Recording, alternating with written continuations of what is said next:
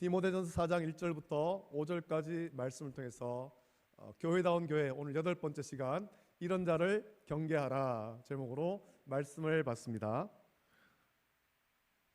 코로나19 바이러스가 한참 유행할 때 세계적인 제약 회사에서 부지런히 백신을 개발했습니다. 그리고 백신이 완성되었고 각 나라는 백신을 구매해서 자기 국민에게 접종하게 했습니다. 여러분도 코로나 백신을 다 맞으셨을 겁니다. 지금까지 백신을 많이 맞은 사람은 4번, 5번 정도 백신을 맞은 사람도 있을 것이고 대부분은 한 2번 내지 3번 정도 백신을 맞았을 겁니다.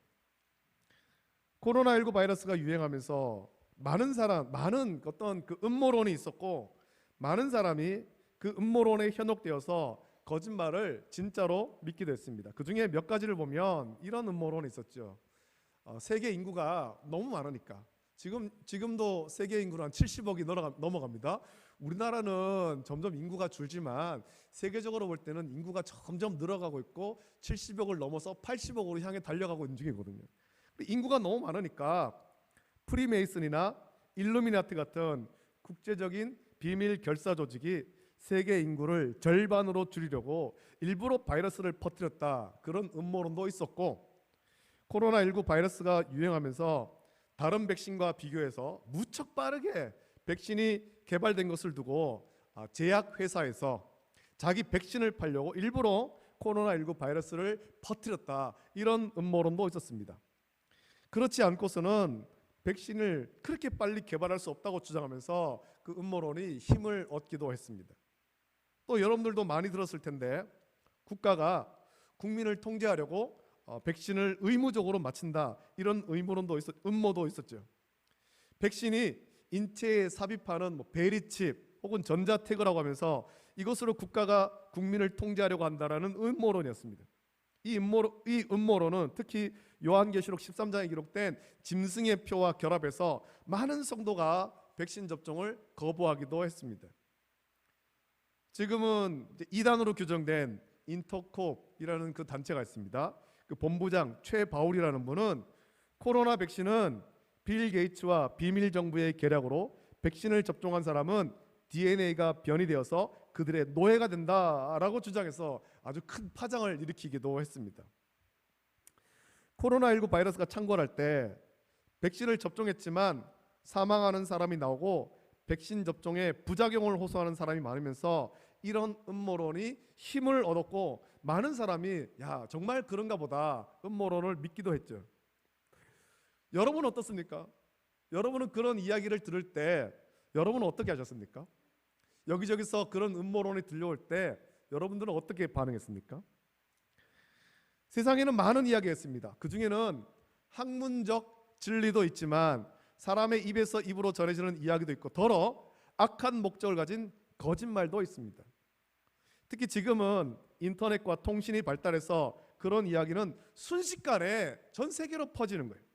세상은 점점 그렇게 변했고 앞으로 그런 일은 점점 더 많아질 겁니다.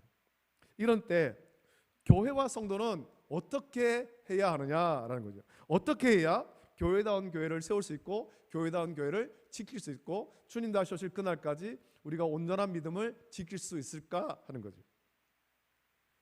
교회와 성도에게는 세상에서 들려오는 이런 음모 외에도 이전부터 이단과 거짓 선자의 공격이 있었고 이런 자들의 공격에 많은 사람이 믿음을 잃기도 하고 교회가 무너지기도 했습니다.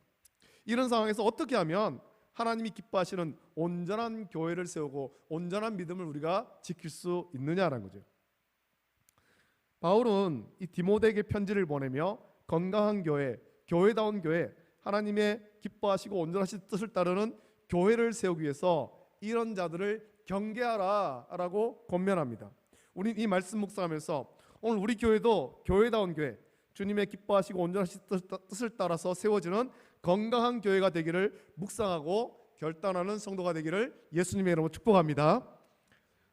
지금은 이제 그 의식이 많이 변해서 이전과는 다릅니다만 예전에 우리가 어떤 제품을 사면 제품에 비해서 포장이 크고 화려했던 경험이 있습니다.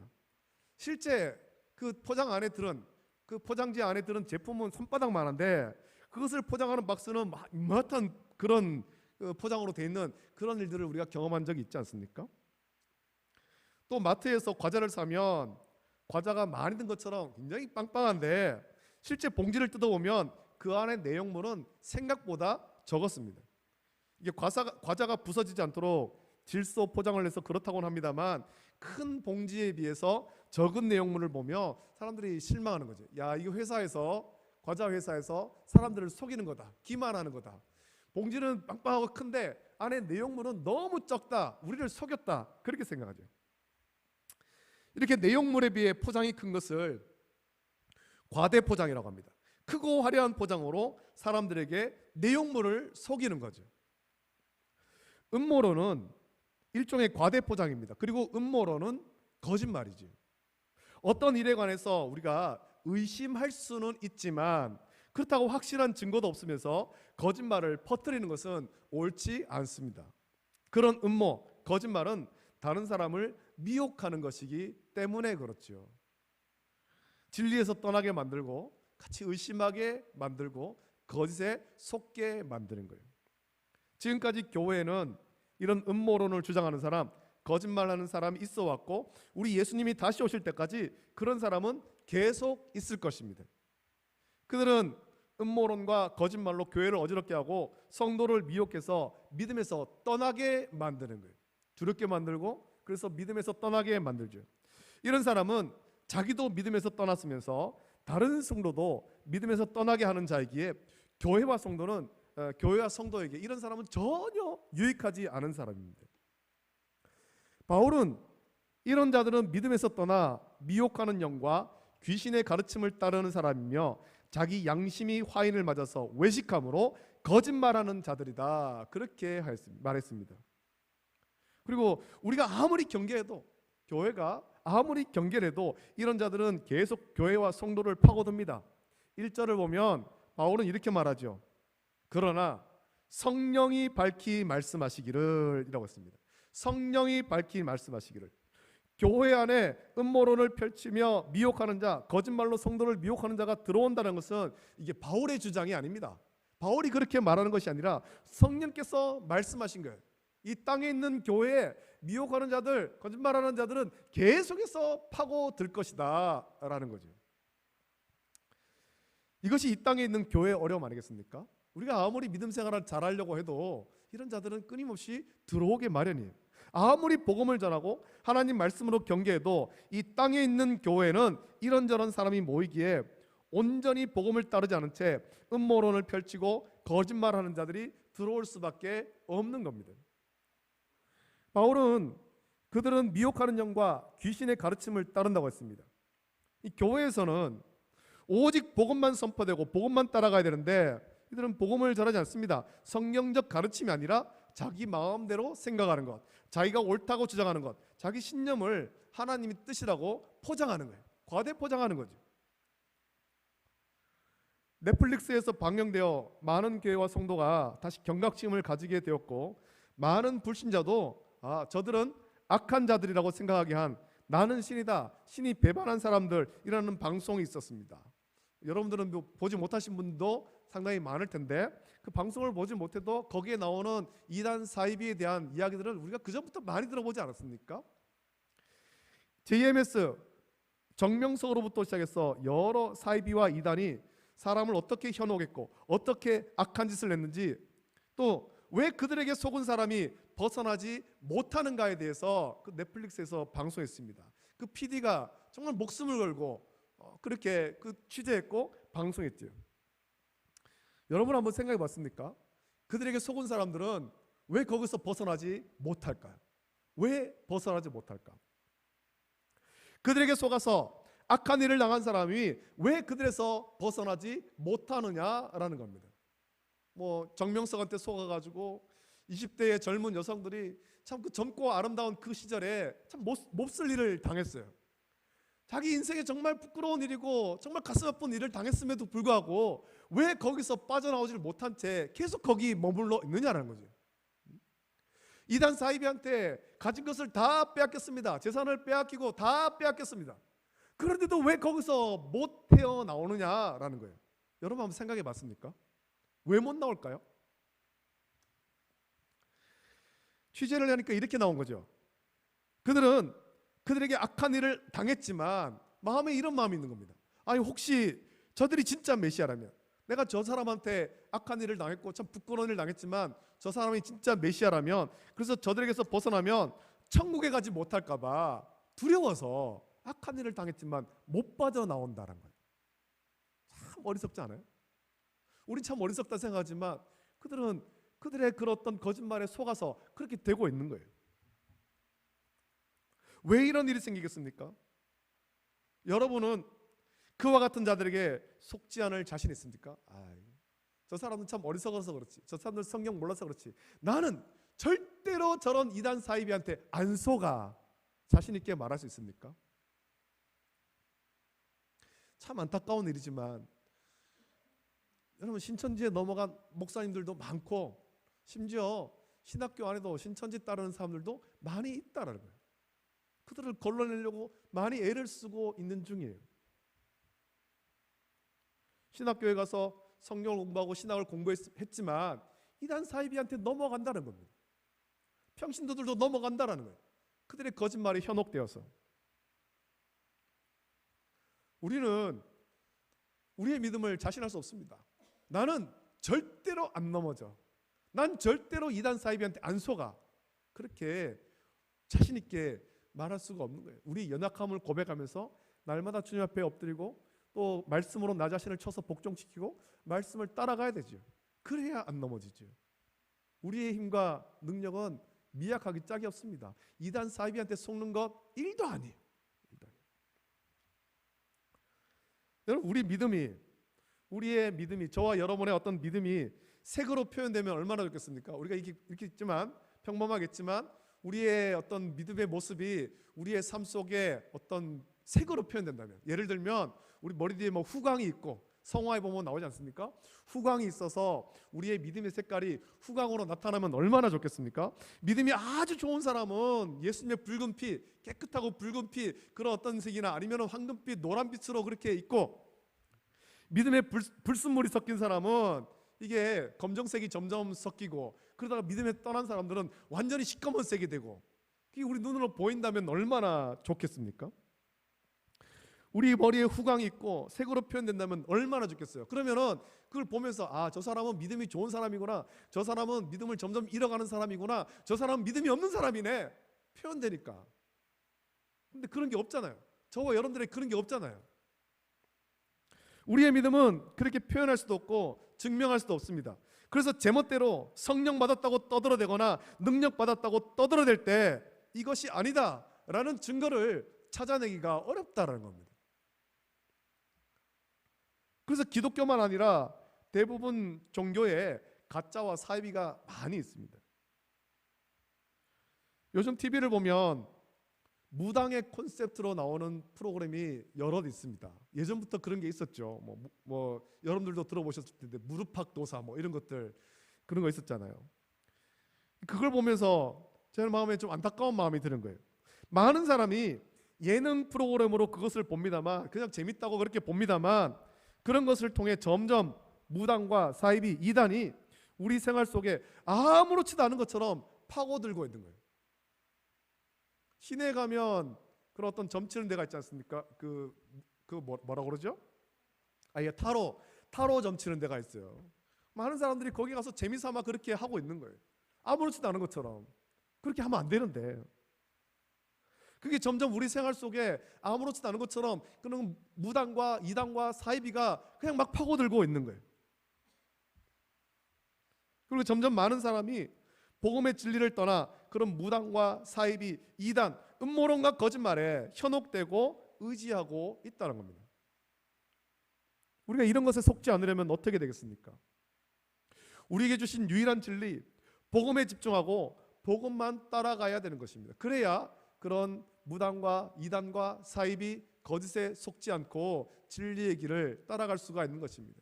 힘들고 어렵고 환난과 핍박이 있고 고난과 역경이 있지만 이 길을 우리가 지키면서 갈 수가 있는 거예요. 마지막에 주님께서 그런 우리를 보시면서 잘했다 칭찬하실 겁니다.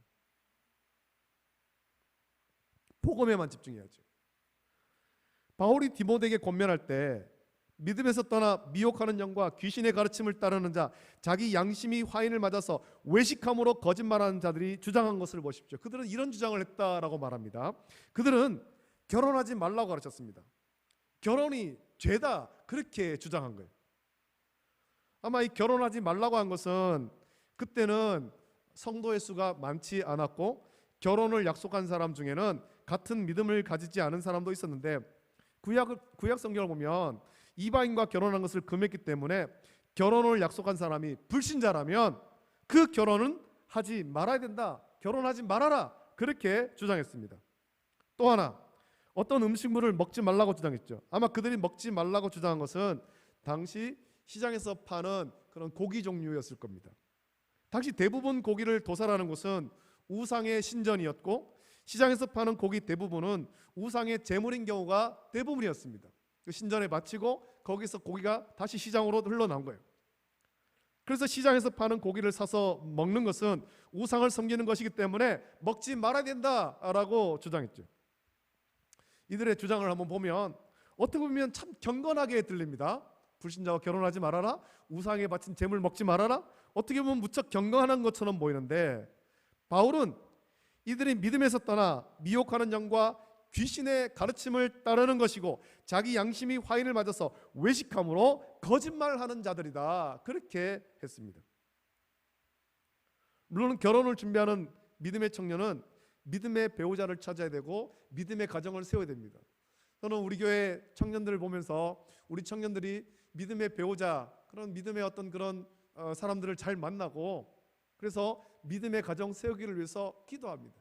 결혼할 나이가 이미 찼고 이제 찾아야 될 텐데 가정을 세워가야 될 텐데 하나님 우리 교회 청년 한 사람 한 사람에게 좋은 믿음의 배우자를 세워주십시오. 세상의 어떤 욕심을 따라서 육체의 정욕을 따라서 겉에 보이는 모습만 보고 배우자를 찾을 것이 아니라 믿음의 사람 찾기를 원합니다. 믿음의 사람. 그렇게 기도하는 거죠. 우리 교회 청년들도 믿음의 배우자를 찾고 믿음의 가정을 세워야 됩니다. 지금도 교회에서는 불신자와 결혼을 허락하지 않습니다. 그렇지만 그렇다고 교회가 만일입니다. 불신 결혼을 결사 반대할 수만은 없다는 겁니다. 교회 청년이 정말 안타까운 마음이지만 내가 이 사람과 결혼하겠습니다. 데려갔는데 불신자예요. 그 목사가 절대 안 된다. 내 눈에 흙이 들어가기 전에는 절대 안 된다. 할 수가 없다는 겁니다. 믿음의 배우자와 결혼해서 믿음의 가정을 세우라고 권면하기는 하지만 불신자와 결혼하는 것을 그런 목사와 어떤 성도들이 그렇게 결사 반대할 수만도 없습니다. 만약 불신자와 결혼하는 경우라면 불신 배우자를 전도하도록 권면하고 위로할 뿐이에요. 같이 기도해야 된다. 그리고 그 불신자가 결혼하기 전에 교회에 와서 등록하고 그래도 세례는 받아야 되지 않겠느냐. 세례를 받고 결혼하도록 해라. 그렇게 권면하지 절대로 안 된다. 그렇게는 또 못하는 거지. 음식물에 관해서도 그렇습니다. 우리는 술과 담배를 금합니다. 성도들은 술과 담배를 하면 안 됩니다. 근데 서양의 성도, 심지어 서양의 목회자 중에도 술과 담배를 하는 사람이 있습니다. 아니 서양의 성도와 목회자를 하는데 왜 우리는 하지 말아야 될까요? 왜 우리는 그걸 하면 안 될까요? 우리나라에 선교사가 들어와서 복음을 전할 때, 선교사를 통해서 복음이 들어왔을 때 선교사들이 우리나라 사람들의 어떤 생활을 보니까 우리나라 사람이 이 술과 담배로 삶이 망가지는 것을 본 거예요. 야, 술을 한번 마시고 나면 소위 말하는 이게 짐승이 되는 거죠. 사람이 아니에요. 그걸 보면서 이것이 거룩한 성도의 삶이 아니다라고 가르쳤고, 그래서 그때부터 한국교회는 술과 담배를 금한 것입니다. 이것이 믿음 생활에 유익하지 않다. 우리가 세상에서 거룩한 자녀로 구별된 삶을 사는데 전혀 유익하지 않다. 그래서 그때부터 교회에서는 술과 담배를 금한 것입니다. 그렇다고 지금은 뭐 술과 담배를 해도 되는 것 아닙니다. 한국교회가 가진 좋은 믿음의 유산은 지킬 필요가 있습니다. 이것이 우리 믿음을 지키는데 유익하기 때문에 여전히 술과 담배는 금합니다. 세상의 어떤 향락 문화를 즐기는 것 금합니다. 우리의 믿음의 유익한 유산이라면 그걸 지켜야 되죠. 오늘 말씀에서 어떤 음식물을 먹지 말라고 주장했습니다. 당시 시장에서 파는 음식물 대부분이 우상의 제단에서 바쳤던 것들인데, 여러분 한번 생각해 보십시오. 스스로 농사 짓지 않고 또 스스로 고기를 잡지 않는다면 어디서 음식물을 얻을 수 있겠습니까? 다 시장에 나가서 그 음식물을 사서 먹어야 되는데, 스스로 농사 짓지 않고 스스로 고기를 잡지 않으면 어디 가서 음식물을 얻을 수 있겠냐는 거죠. 바울은 이런 문제를 생각하면서 이렇게 결론을 내립니다. 음식물은 하나님이 지으신 바니 믿는 자들과 진리를 아는 자들이 감사함으로 받을 것이니라. 하나님께서 지으신 모든 것이 선함에 감사함으로 받으면 버릴 것이 없나니 하나님의 말씀과 기도로 거룩하여 짐이라 그렇게 말했습니다. 그렇다고 막 알면서도 일부러 찾아가지고 먹고 그럴 필요는 없지만, 먹을 때 거기에 대한 모든 음식물을 주님께서 깨끗이 지으셨음을 믿고 감사함으로 그 음식물을 섭취하라는 겁니다. 바울은 믿음에서 떠나 미혹하는 영과 귀신의 가르침을 따르는 자, 자기 양심이 화인을 맞아서 외식함으로 거짓말하는 자를 경계하라고 하면서 몇 가지 예를 든 겁니다. 우리가 생각해야 될 것은 가르치는 자 그 자신이 거듭나지 못한 사람일 때 가르침 자체가 굉장히 율법적일 수 있다는 겁니다. 외식하게 되는 거죠. 자기 속에 있는 그 죄는 보지 못한 채 다른 사람들의 모습 보면서 정죄하기에만 급급한 겁니다. 자기가 진정으로 은혜 안에서 해방된 체험이 없기 때문에 다른 사람에게 많은 율법의 멍해를 씌우는 거예요. 불신자와 결혼하면 안 된다, 우상에 바친 재물 먹으면 안 된다, 그걸 가지고 자꾸만 정죄하는 거죠. 그래서 자기 기준으로 이것도 하면 안 되고 저것도 하면 안 된다라고 정죄합니다. 그리고 늘 죄책감에 사로잡히고, 이런 죄책감을 극복하려고 늘 극단적으로 신앙생활할 것을 다른 사람에게 요구하는 것입니다. 그래서 이런 사람들에게는 신앙생활에 자유가 없습니다. 신앙생활에 기쁨이 없다는 겁니다. 주일이 되어서 교회를 나오는데 기쁨이 없다라는 거예요. 오늘도 교회 안 나가면, 예배드리러 안 가면 또 누가 나를 교회 왜 안 나왔어? 막 책망할 텐데, 정죄할 텐데. 봉사를 안 하면 너는 왜 봉사 안 해? 넌 직분 받았으면서 왜 봉사 안 해? 이렇게 책망할 거니까. 그게 마음이 눌리는 거죠. 억지로 하게 되는 겁니다. 그래서 신앙생활의 기쁨과 자유가 없게 되는 겁니다. 하루에 기도는 몇 시간 해야 되고, 주일 예배는 물론 수요 예배나 새벽 예배에 빠지면 아침 큰일 나는 것처럼 정죄합니다. 그리고 무슨 일만 생기면 너 금식하고 너 회개해, 막 정죄하는 거예요.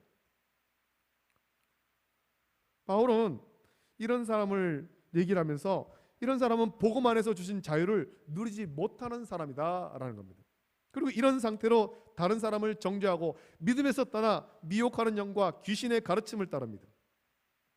그러면서 정작 자기는 양심이 화인을 맞아서 자기가 하나님 앞에서 온전하지 못한 것을 보지 못하고 깨닫지 못하는 거예요. 소위 말하는 자기 눈 속에 있는 들보니 보지 못한 채 남의 눈에 있는 티만 보는 거죠. 그래서 늘 다른 사람만 정죄하기에 바쁜 겁니다. 교회가 온전하려면 이런 사람을 경계해야 되죠. 복음을 떠나 자기 신념만 주장하고 자기 신념으로 다른 사람을 정죄하는 자를 경계해야 됩니다. 이런 사람은 자기 신념과 같지 않은 사람을 정죄합니다. 바리새인들이 그렇게 한 것 아닙니까? 하나님의 말씀, 그 말씀은 없고 그저 외식하는 그 모습, 자기들처럼 그렇게 신앙생활하지 않는 것, 금식하지 않고 기도하지 않고 그런 것을 가지고 막 정죄를 한 거예요. 그래서 바리새인들 가운데 구원의 기쁨과 감격이 없었던 거죠. 우리가 깨끗하고 온전하게 되는 것은 그들의 신념을 따라서 되는 것이 아닙니다. 우리가 깨끗하게 되는 것은 오직 복음을 따를 때입니다. 오직 복음을 따를 때. 성도 한 사람 한 사람이 순전한 복음만 따르고 그리고 깨끗하고 온전해지면 그런 성도가 모인 교회가 온전한 교회고 깨끗한 교회이며 교회다운 교회가 되죠. 시편 119편 9절 말씀이면 이런 말씀이 있습니다. 청년이 무엇으로 그의 행실을 깨끗하게 하리까? 주의 말씀만 지킬 따름이니다. 그렇게 말씀합니다. 무엇으로 행실을 깨끗하게 하겠습니까? 주의 말씀을 따라가는 것. 말씀을 따라가는 것. 믿음에서 떠나 미혹하는 영과 귀신의 가르침을 따르는 자, 자기 양심이 화인을 맞아서 외식함으로 거짓말하는 자의 어떤 신념과 주장을 따른다고 그들이 말한 대로 결혼하지 않고 어떤 음식을 먹지 않는다고 우리가 깨끗하게 되는 것이 아니라 우리의 깨끗함은 오직 주의 말씀만 지킬 때, 복음만 따를 때 그 복음이 우리를 깨끗하게 하는 줄 믿습니다. 할렐루야. 복음을 따라야 돼요. 바울은 복음을 따르지 않고 믿음에서 떠나 미혹하는 영과 귀신의 가르침을 따르는 자는 그 양심에 화인 맞았다, 그렇게 말했습니다. 여러분, 화인을 알지 않습니까? 이 화인은 농장에서 자기 소의 등에 불로 달군 낙인을 찍는 거예요. 이 낙인은 죽을 때까지 지워지지 않고 누가 봐도 그걸 보면 어느 농장 누구의 소인가 하는 것을 구별하게 되죠. 양심의 화인을 맞았다는 것은 이게 좋은 의미가 아니에요. 이 의미는 믿음에서 떠나 귀신의 가르침을 따르기 때문에 마귀의 화인을 맞았다, 그런 의미이고, 이런 자가 헛된 신념과 정죄로 교회를 어지럽게 하고 성도를 믿음에서 떠나게 만든다는 겁니다. 이런 교회가 교회다워지려면 이런 자를 경계해야 됩니다. 이런 자들이 교회에 파고드는 것을 우리가 완벽하게 막을 수는 없습니다. 교회는 문턱을 낮춰야 되고 모든 사람이 교회에 들어오도록 환영해야 되죠. 그래서 이런 자들이 교회에 들어오는 것 우리가 완벽하게 막을 수는 없지만, 우리가 순전한 복음만 따른다면 이런 자들의 헛된 주장에 미혹되지 않을 수 있고 끌려가지 않을 수 있습니다. 우리의 귀를 그런 사람들의 그런 말에 귀를 기울인 것이 아니라 주의 말씀에, 복음에 귀를 기울이면 그들의 헛된 주장에 끌려가지 않는다는 겁니다. 교회를 건강하게 지킬 수가 있습니다. 오직 우리가 순전한 복음만 따르고 복음이 주는 자유를 누리면 되는 거예요. 여러분, 저와 여러분은 주 안에서 참 자유를 얻었습니다. 할렐루야. 자유를 얻은 거예요. 자유. 우리의 신앙생활은 기쁨과 감사로 하는 것이지 억지로 하는 것이 절대로 아니란 말입니다. 주를 위해 섬기는 것, 봉사하는 것, 이것도 기쁨과 감사로 하는 거지 억지로 하는 것 아닙니다. 주님이 주신 그 은혜를 묵상하며 기쁨과 감사로 할 때 큰 은혜를 누리게 되는 거죠. 얼마 전에 뉴스를 보다가 이런 뉴스를 본 적이 있었습니다. 인천에 있는 어느 교회인데, 인천에 있던 어떤 그 예배당이 팔렸습니다. 그 예배당이 왜 팔렸는지는 모르겠습니다. 그 교회가 다른 곳에 예배당을 짓고 그래서 이전해서 갔는지, 아니면은 뭐 이제 그 예배당에 그 교회에서 예배드릴 성도가 한 사람도 없어서 그런지는 모르겠습니다만 예배당이 팔렸어요. 어디에 팔렸나 보니까 카페에 팔린 거예요. 그 시골 동네인데, 원래는 그 시골 동네 보니까 교회가 예배당이 그 이제 언덕바지에 있어요. 그래서 참 위치가 괜찮은 교회였는데, 그 시골 동네 조용하던 동네인데 이 교회가 예배당을 카페에 팔았고, 카페가 이 예배당을 이렇게 막 개조를 했습니다. 예쁘게 꾸미고 홍보를 하니까 많은 사람이 막 차를 타고 일부러 찾아오는 거예요. 그 조용하던 동네가 이 카페 때문에 너무 시끌벅적하게 되니까 동네 사람들이 야, 시끄러워서 못 살겠다 하고는 막 도로를 트랙터로 막아놓고 경운기로 막아놓고 사람들이 못 들어오게. 전에 우리 참 조용하게 살았는데 저 카페로 팔린 교회 때문에, 그 카페 때문에 우리 너무 시끄러워서 못 살겠다, 그렇게 한 뉴스를 보았습니다. 그 뉴스 보면서 우리나라 교회도 머지않아서 유럽의 교회처럼 성도가 줄면, 이 상태로 점점 줄면 언젠가는 여기저기에 이제 팔릴 수 있겠구나, 그런 생각이 드는 거죠. 참 안타까운 마음이 드는 거예요. 예배당이 팔려서 카페가 된 것이 안타깝기도 하지만, 여러분 생각해야 될 것은 예배당은 예배를 드리기 위한 건축물일 뿐입니다.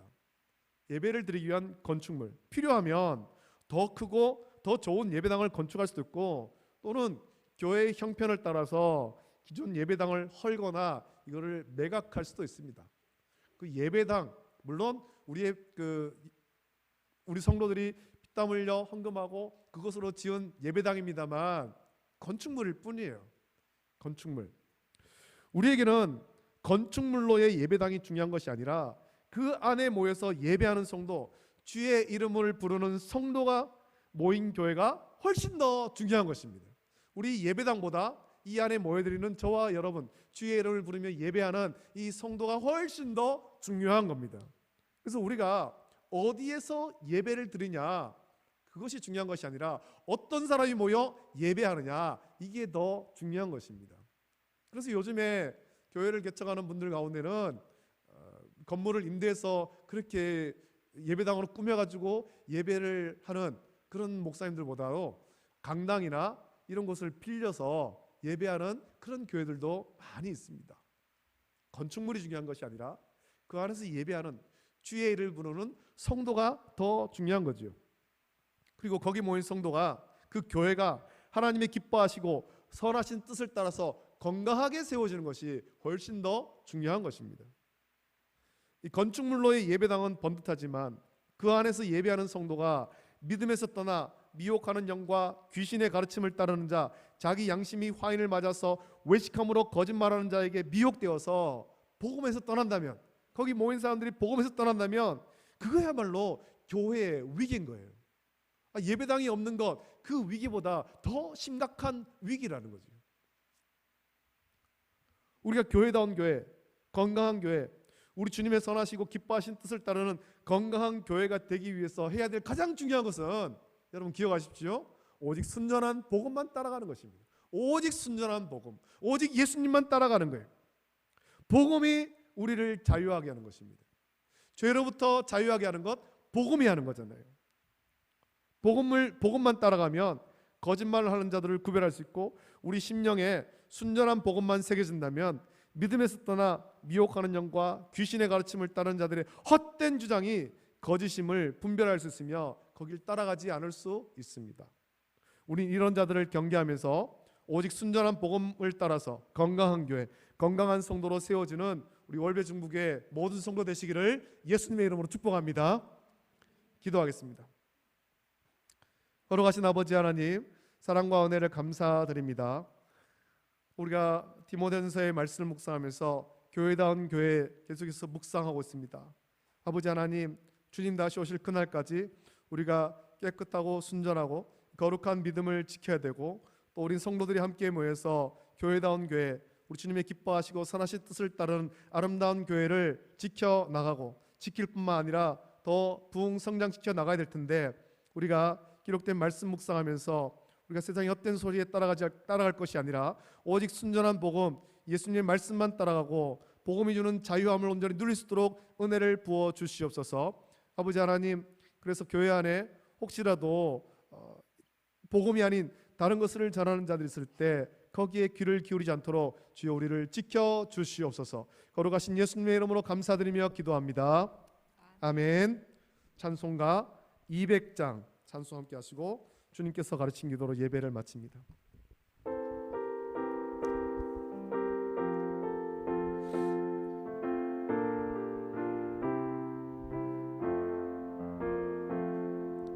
달고 묘한 그 말씀, 생명의 말씀, 귀한 그 말씀, 귀한 그 말씀 진실로, 생명의 말씀, 나의 길과 믿음, 나의 길과 믿음 밝히 보여주님, 아름답고 귀한 말씀 생명샘이로다. 아름답고 귀한 말씀 생명샘이로다. 귀한 주님의 말씀은, 귀한 주님의 말씀은 내 노래 되도, 모든 사람을 살리는 생명의 말씀을, 모든 사람을 살리는 생명의 말씀은 값도 없이 받아 생명길을 가니, 아름다운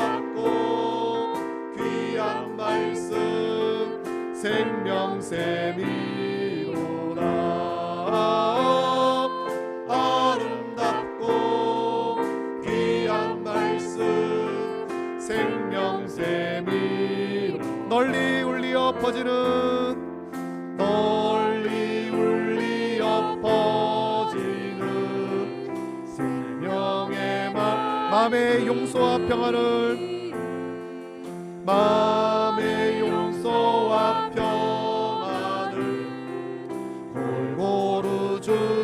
다만 예수 말씀 듣고, 다만 예수 말씀 듣고 복을 받네.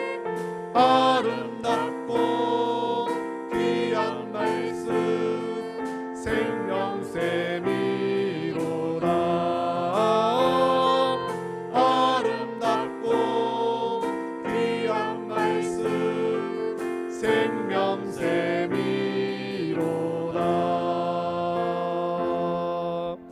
아멘.